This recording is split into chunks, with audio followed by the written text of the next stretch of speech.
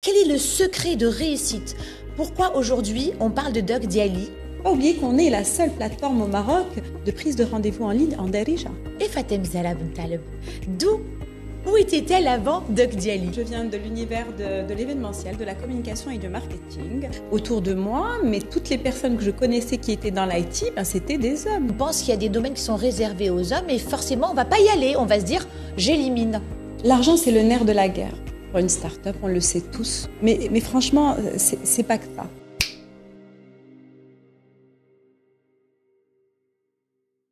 Chère communauté, bienvenue à un nouvel épisode de Déclic. Aujourd'hui avec moi, Fatem Zahra Bent Taleb. Elle est directrice des opérations de la plateforme Doc Diali. Elle est là pour nous parler d'elle. Elle a viré de cap, elle a osé virer de cap. Et avec elle, on va parler de cette audace. Vous êtes prêts? Nous sommes sur l'ODJ TV et sur notre radio, notre web radio R212, les Marocains du monde. Avant de vous présenter mon invité, je voudrais également vous remercier de votre présence, votre suivi, vos commentaires, vos partages de Déclic. Fatem Zahra, bienvenue. Bonjour Sophia, merci de m'accueillir aujourd'hui. Merci. Je suis vraiment contente d'être là et d'échanger avec toi et surtout parler de ce sujet finalement qui résonne en moi. Fort. Très fort. On le sent. Oui. J'aimerais d'abord vous remercier, te remercier, on va se tutoyer, te remercier si tu le veux bien, bien sûr, te remercier d'avoir tout de suite accepté mon invitation. Alors, est-ce que tu peux nous dire qui est Fatem Zahra Bent Taleb et nous décrire Doc Diali, cette start-up qui a été plébiscitée 2 années de suite, je pense, au GITEX africain. Tout à fait. Alors, moi, je suis directrice des opérations de la start-up Doc Diali. Doc Diali a vu le jour, je pense, un peu moins de 3 ans. On est sorti effectivement vraiment sur le terrain, je dirais, il y a 2 ans. Le projet mûrit depuis des années. Très bien. Pour pouvoir mettre en place une plateforme médicale, parce que c'est ce qu'on est, nous sommes une plateforme médicale sur le cloud qui permet de faciliter la vie du praticien, Très bien. mais également finalement la vie des patients au quotidien, en leur mettant à disposition une application web et mobile pour qu'ils puissent prendre rendez-vous avec leurs praticiens de santé, où qu'ils soient au Maroc. Très bien. Donc, si je peux reprendre rapidement, il y a une application mobile, il y a une application web et c'est une plateforme en fait. Donc, c'est de la technologie, c'est du numérique. Tout à fait. Pour relier patients et docteurs Voilà, c'est pour relier patients et docteurs dans un premier temps. Par la suite, c'est de pouvoir aussi relier l'ensemble, et c'est ça aussi notre volonté à terme, l'écosystème santé, d'une manière générale. Quand on dit l'écosystème, on va parler aussi des laboratoires, on va parler des assurances, des pharmacies. Donc ça fait partie de notre roadmap.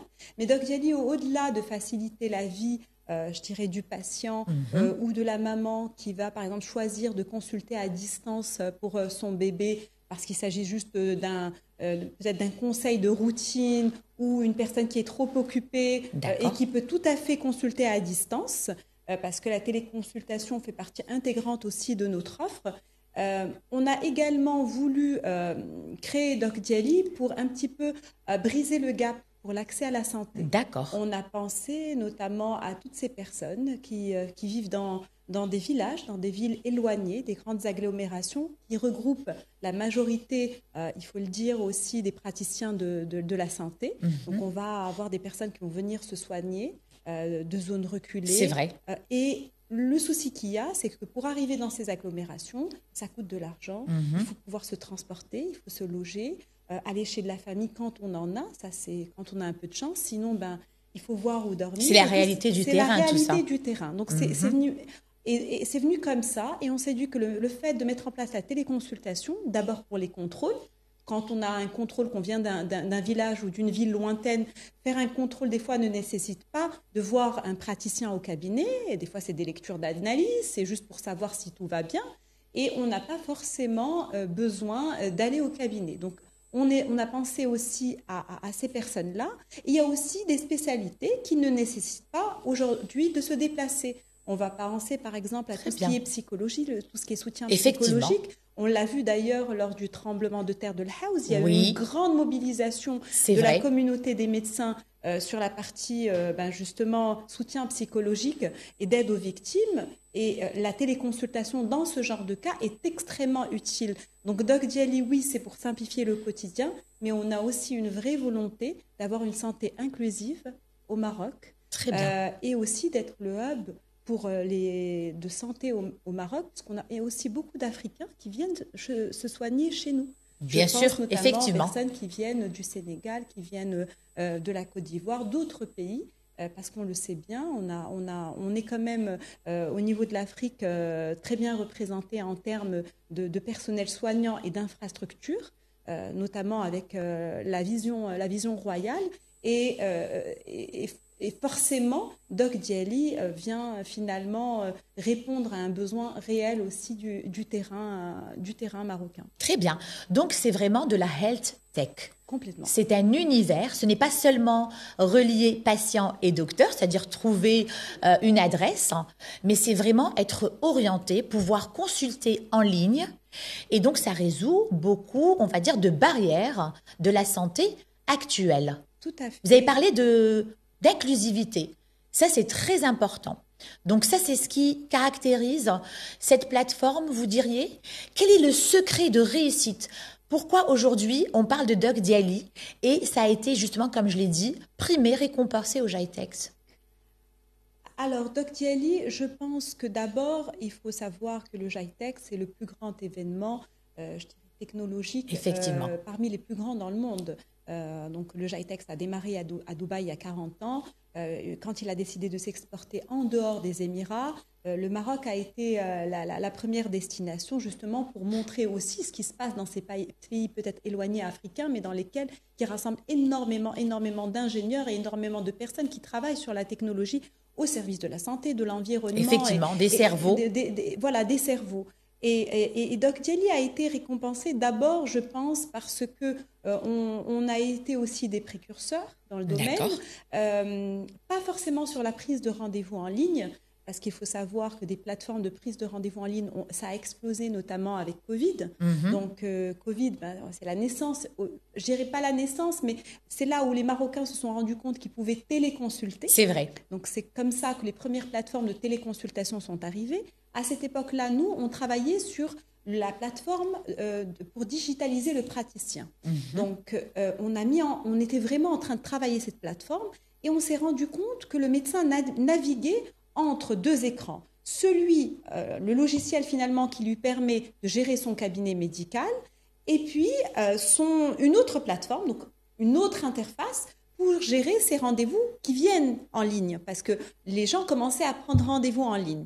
Alors nous, on s'est dit finalement, on a fait le plus dur, c'était de mettre en place vraiment un ERP médical qui permet de gérer la pratique de bout en bout et qui permet à l'assistante et au médecin de se focaliser sur en fait leur métier de base, qui est de soigner les gens au lieu de répondre au téléphone, de chercher les archives, les dossiers médicaux le matin. Oui, des activités polluantes, on va dire. Polluantes, qui prennent énormément de temps. Exactement. Il faut savoir que dans certains cabinets, on a des assistantes qui arrivent 1h30 avant parce qu'elles doivent préparer les dossiers médicaux, parce qu'on doit chercher dans les archives. Je vous remercie de parler du cœur du terrain, vraiment, bravo. C'est vraiment cela. Et c'est comme ça qu'on s'est dit, mais il faut qu'on digitalise tout ça. On ne peut pas, le Maroc avance à une grande vitesse, on ne peut plus rester en fait, des logiciels, il en existait, mais c'était des logiciels archaïques qui n'étaient pas sur le cloud.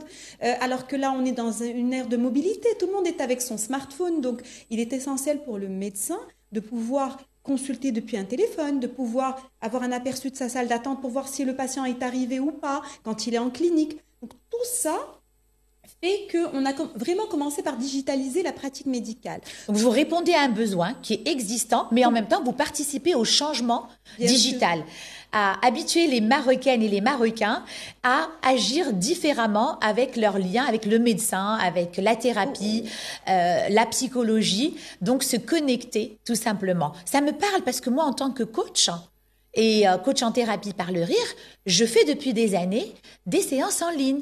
Et d'ailleurs, vous avez parlé de la période du Covid, j'avais été contactée par une jeune équipe brillante qui m'avait contactée justement pour de l'accompagnement en ligne pour les personnes, les victimes du tremblement d'El Haouz. Donc, il y a vraiment besoin et aussi changement, je dirais, d'habitude. Et bien sûr, c'est un accompagnement. Et justement, quand on a vu que le médecin, on avait ces plateformes de prise de rendez-vous en ligne qui arrivaient, et on avait nous qui offrait finalement une plateforme de gestion de cabinet médical, on s'est dit, mais si on reliait les deux, ça serait tellement plus pratique pour le médecin. Et c'est comme ça qu'en fait, Doc Dialy a été, je dirais, repéré par la suite au GITEX, donc l'année dernière, et puis aussi cette année, puisqu'on a été retenu aussi une deuxième fois. Donc technologiquement, c'est une offre déjà technologique qui est sur le cloud, déjà la première. Nous avons des experts aussi qui travaillent sur tout ce qui est sécurité des données. Donc on a mis en place aussi une plateforme qui est scalable rapidement. Ça veut dire que demain, on peut aller dans d'autres pays en Afrique je dirais en un temps record. Donc, tout est paramétrable au niveau de la langue, etc. Et je pense aussi, quand je suis en train de parler de langue, il ne faut pas oublier qu'on est la seule plateforme au Maroc de prise de rendez-vous en ligne en Darija. Bravo. Voilà, on a été les premiers. Bravo. Donc, je dirais innovation, réponse à un besoin actuel, de la conjoncture actuelle, de cet univers de la santé, inclusivité, performance, expertise. Merci, vous décrivez très bien. Félicitations. Et Fatem Zahra Bint Taleb, où était-elle avant Doc Dialy? Est-ce que vous pouvez nous en parler? Est-ce que tu peux nous en parler? Alors justement, je pense que le thème de ton émission, je vais te tutoyer au départ, c'était un changement de cap, ou en tout cas dans la carrière. Je suis vraiment le prototype même de ça. Moi, je viens de l'univers de l'événementiel, de la communication et du marketing. Donc, j'ai fait mes études à Paris, persuadée de terminer en tout cas dans l'univers du marketing de la com. Je suis rentrée au Maroc après plusieurs expériences en France dans le domaine bancaire, mais toujours sur la partie marketing, communication et events. Très bien. Et le déclic alors? Alors, le déclic est arrivé 6 ans plus tard. 6 ans plus tard, j'ai travaillé dans l'event au Maroc, donc rien à voir avec l'IT. On était vraiment d'ailleurs au passage, à l'époque, l'IT était quasi inexistant dans la partie événementielle. Hein. Très bien. On était avec encore nos fichiers Excel, etc. Vraiment pas. Maintenant, quand j'y pense avec le recul, il y a tellement de choses qui auraient pu être. Ça fait pas très longtemps pourtant. Oui, et pourtant, donc voilà. Et ensuite, une opportunité s'est présentée à moi. D'ailleurs, je me souviens très bien quand on est venu me voir pour me dire, voilà, est-ce que tu serais intéressé par faire l'ouverture d'une filiale d'un cabinet de conseil international au Maroc? J'ai dit, mais je pense que vous vous trompez de personne parce que rien ne pressentait que je pouvais être capable de gérer ce genre de choses. C'est de l'IT, ça ne me parlait pas, je ne savais même pas ce que c'était qu'un système d'information. Si je peux dire une chose, on a parlé en off, ce que je fais souvent avec mes invités, excusez-moi de vous avoir interrompu, excuse-moi Fatem Zahra, vous m'avez dit que c'était réservé aux hommes. Donc peut-être qu'il y a des femmes qui vont nous regarder certainement et ça va leur parler, ce fameux syndrome de l'imposteur, de l'imposture, on pense qu'il y a des domaines qui sont réservés aux hommes et forcément on va pas y aller, on va se dire j'élimine. Tout à fait. D'ailleurs, autour de moi, là on est en train de parler de 2015, autour de moi, mais toutes les personnes que je connaissais qui étaient dans l'IT, c'était des hommes, que ce soit des amis ou des cousins, ou voilà, en tout cas dans mon entourage, c'était des hommes. Et moi qui suis très girly, hein, pour être, voilà, je suis très girly, et mais qu'est-ce qu'on est en train de me proposer? Mais il se trompe réellement de personne. Et puis on m'a dit non, on a juste besoin d'une tête bien faite. Je me rappelle très bien. Ah oui. Ah, vraiment, c'était vraiment ça. Il faut pas que tu aies d'a priori, et tu verras, ça va aller très vite. Et je me souviens encore que, et c'est là où on va parler aussi du changement de carrière. En tout cas, si je peux m'adresser aussi à toutes les jeunes femmes qui me regardent, c'est là où en fait vient aussi la capacité d'adaptation au final. Moi, je me rappelle, parce qu'on n'a rien sans rien.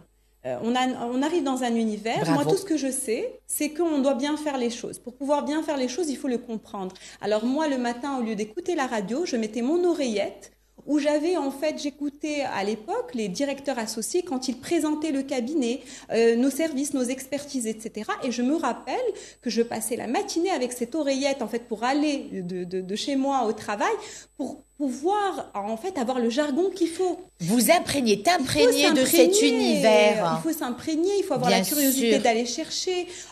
J'ai passé peut-être des centaines et des centaines d'entretiens avec des directeurs techniques. Bravo. Où je prenais de mon temps pour rentrer dans ces... Même si j'étais pas concernée dans la validation technique, par exemple, d'un profil, parce qu'on avait des experts là-dedans, mais je tenais à y assister, pas pour finalement, pas pour challenger, mais pour essayer de comprendre. Mieux comprendre l'univers dans lequel tu allais atterrir. Exactement. Et puis surtout, je trouve ça aussi en tant que femme. Moi, je suis pas ingénieure de formation. Il faut aussi ces personnes-là qu'on va venir diriger, qu'on va venir manager.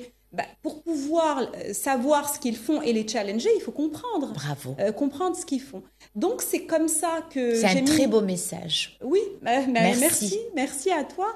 Et c'est comme ça que spontanément, j'ai mis un pied à l'étrier. Donc, c'était ma première aventure, c'était donc au sein d'un cabinet de conseil international donc à Valliance, que je représente toujours d'ailleurs oui, en tant que directrice des opérations. Tout à fait.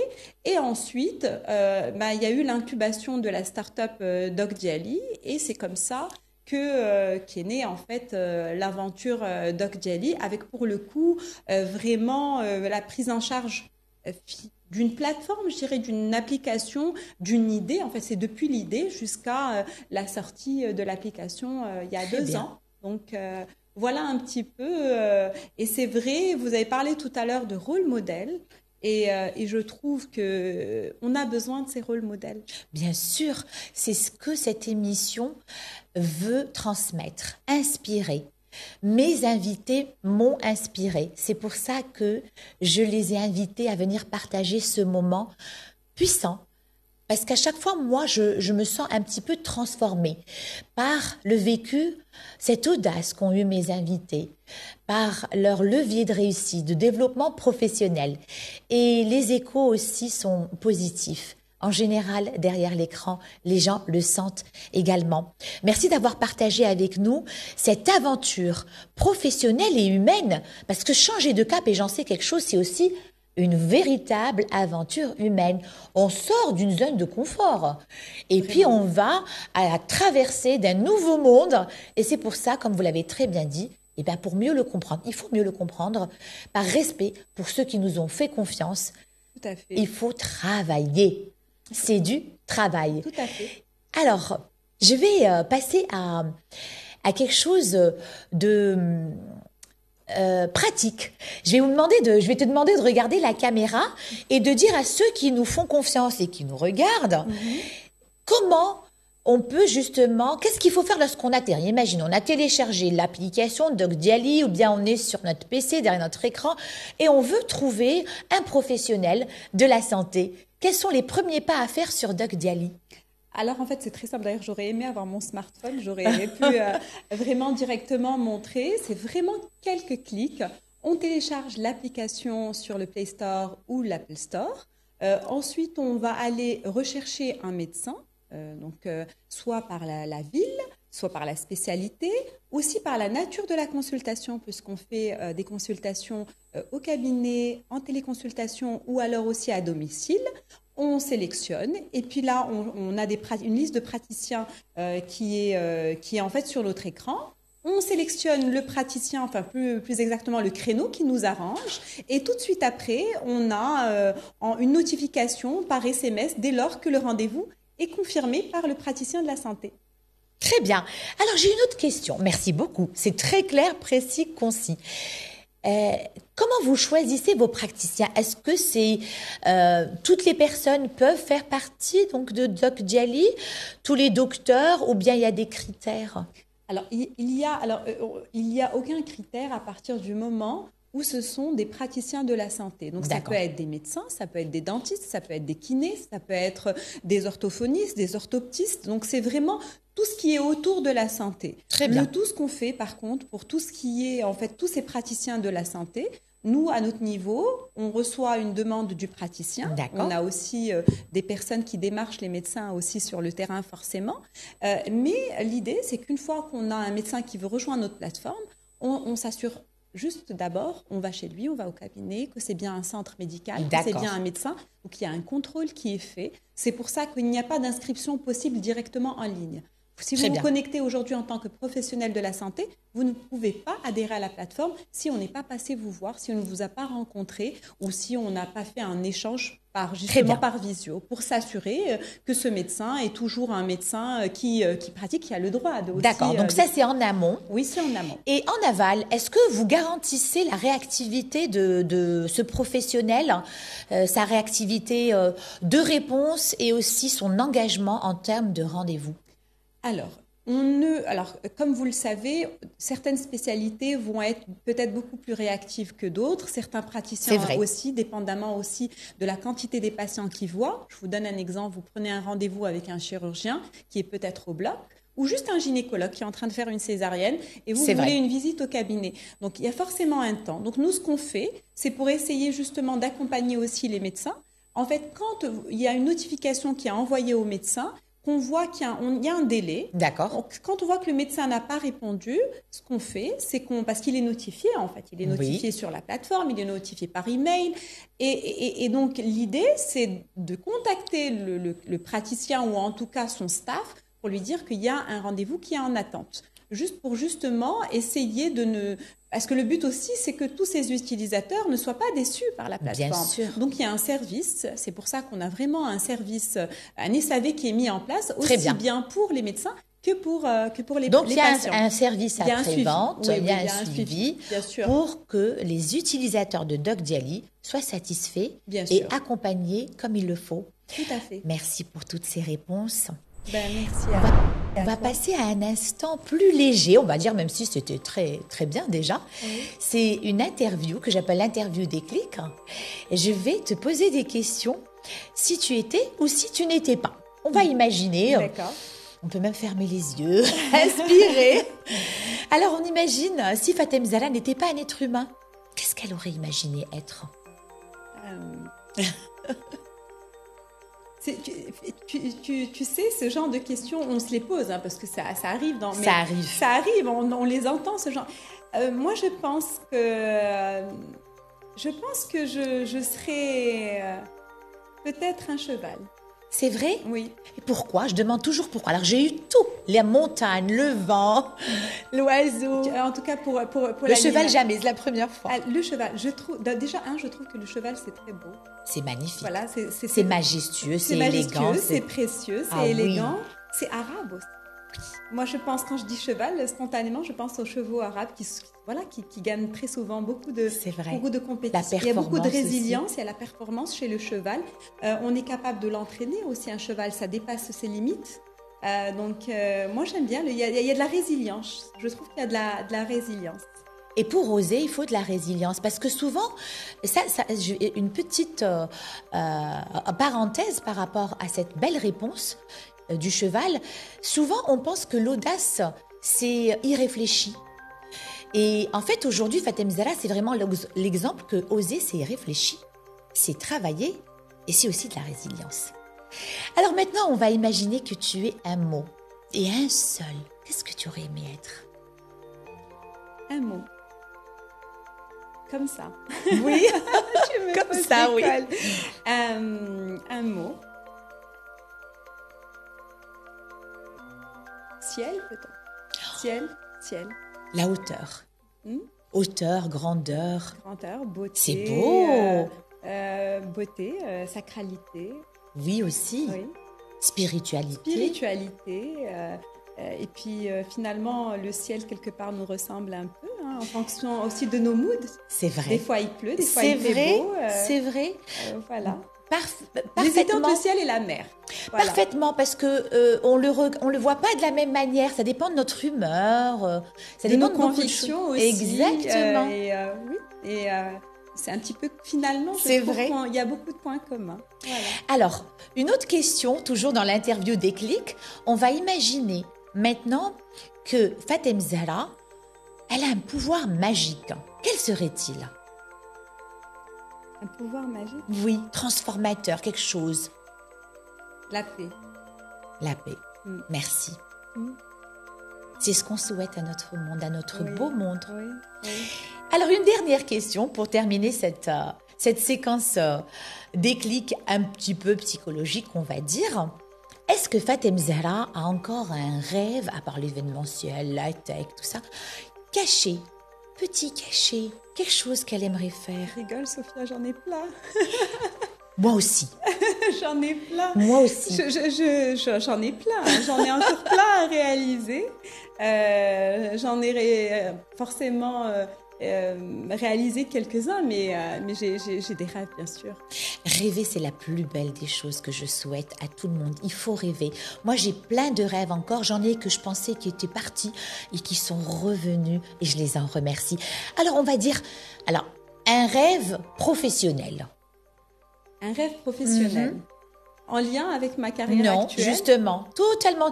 Alors, je vais essayer de t'inspirer, on va dire, ou te guider. J'ai eu quelqu'un qui est dans la santé, justement, qui m'a dit event planner.